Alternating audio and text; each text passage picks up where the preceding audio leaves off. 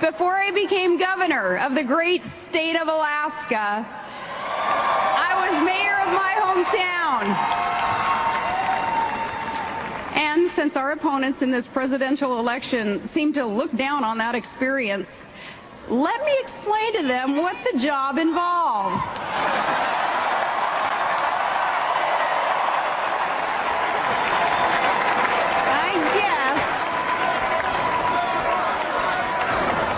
I guess a small-town mayor is sort of like a community organizer, except that you have actual responsibilities.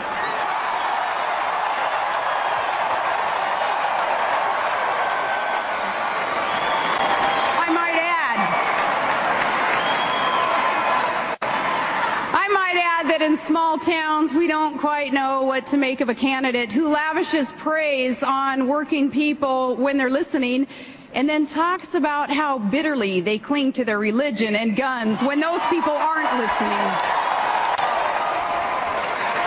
Now, we tend to prefer candidates who don't talk about us one way in Scranton and another way in San Francisco.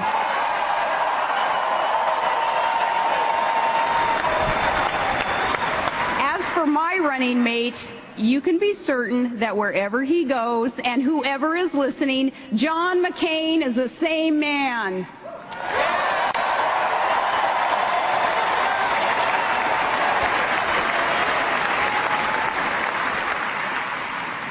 Well, I'm not a member of the permanent political establishment.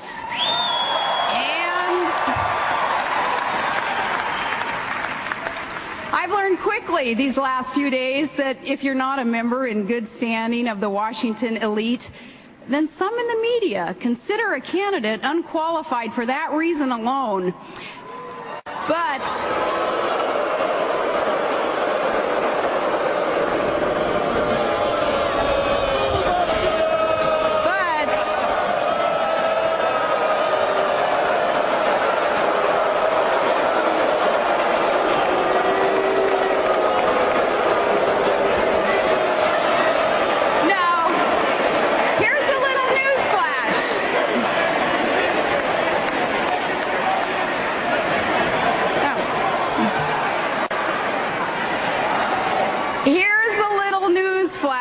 For those reporters and commentators, I'm not going to Washington to seek their good opinion. I'm going to Washington to serve the people of this great country.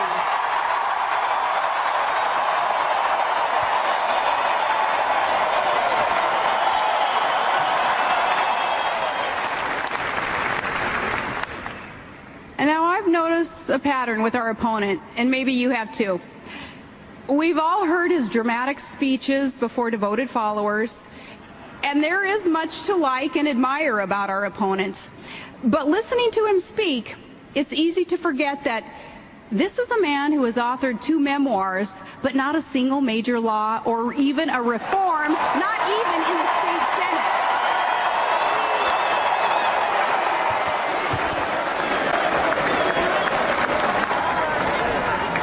This is a man who can give an entire speech about the wars America is fighting and never use the word victory except when he's talking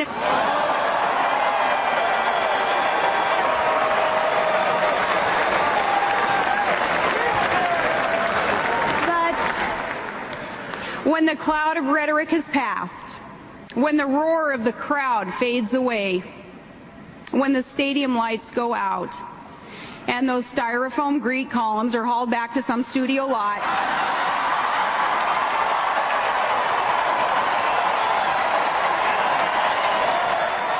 when that happens, what exactly is our opponent's plan? What does he actually seek to accomplish after he's done turning back the waters and healing the planet? The answer is to make government bigger and take more of your money and give you more orders from Washington, and to reduce the strength of America in a dangerous world. America needs more energy. Our opponent is against producing it. Victory in Iraq is finally in sight, and he wants to forfeit. Terrorist states are seeking nuclear weapons without delay. He wants to meet them without preconditions. Al-Qaeda terrorists still plot to inflict catastrophic harm on America, and he's worried that someone won't read them their rights.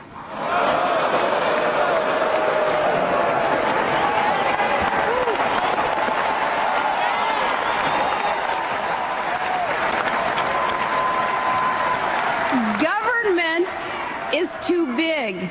He wants to grow it. Congress spends too much money. He promises more.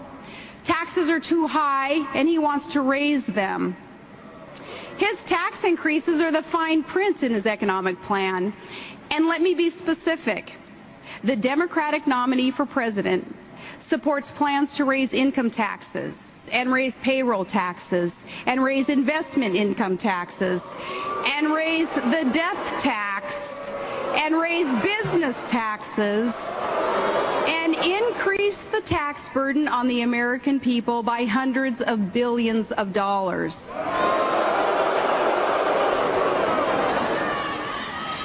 My sister Heather and her husband, they just built a service station that's now open for business, like millions of others who run small businesses.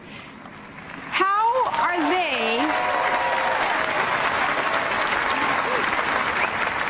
they going to be better off if taxes go up? Or maybe you are trying to keep your job at a plant in Michigan or in Ohio. Or you're trying to create jobs from clean coal from Pennsylvania or West Virginia. You're trying to keep a small farm in the family right here in Minnesota. How are you going to be better off if our opponent adds a massive tax burden to the American economy? Here's how I look at the choice Americans face in this election. In politics, there are some candidates who use change to promote their careers. And then there are those, like John McCain, who use their careers to promote change.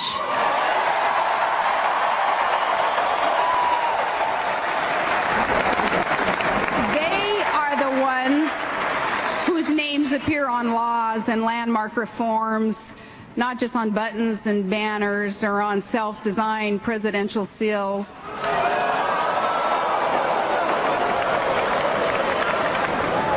Politicians, there is the idealism of high-flown speech-making in which crowds are stirringly summoned to support great things. And then there is the idealism of those leaders like John McCain who actually do great things.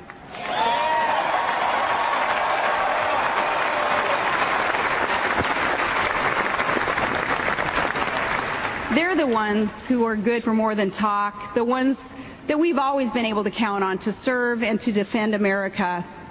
Senator McCain's record of actual achievement and reform helps explain why so many special interests and lobbyists and comfortable committee chairmen in Congress have fought the prospect of a McCain presidency from the primary election of 2000 to this very day.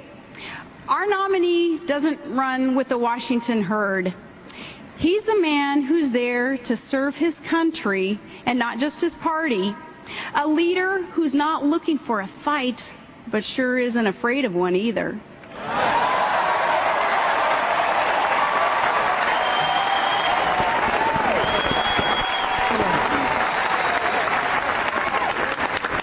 Harry Reid, the majority of the current do-nothing Senate,